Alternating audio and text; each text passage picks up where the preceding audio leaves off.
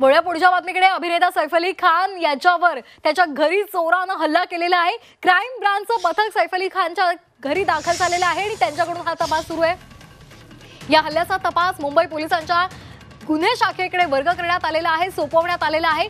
Crime ब्रांचचं पथक सैफ अली खानच्या बांद्र्यामधल्या घरी पोहोचलेलं आहे।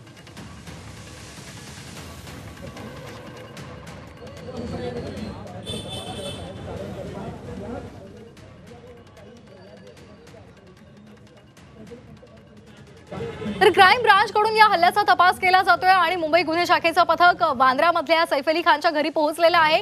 काय नेमकी त्यांच्या हाती सुगावे लागतात, या हल्लेखोराचा आरोपीचा शोध नेमका कसा घेतला जाणार आहे, सीसीटीव्ही फुटेज त्यांच्या हाती लागलेला आहे, त्यामध्ये काय नेमकं चित्रित झालेलं आहे, हल्लेखोर त्यामध्ये आहे का, या सगळ्या प्रश्नांची उकल मुंबई पोलिसांकडून आणि या गुन्हे शाखेच्या पथकाकडून केली जाणार आहे।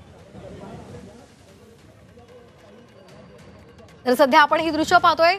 बांद्र्यामधल्या उच्चभ्रू सोसायटीमध्ये सैफ अली खान राहतो आणि त्या ठिकाणी मुंबई पोलिसांचं पथक तैनात करण्यात आलेली आहे। एकूण 7 पथकं या संपूर्ण प्रकरणाचा तपास करतायत।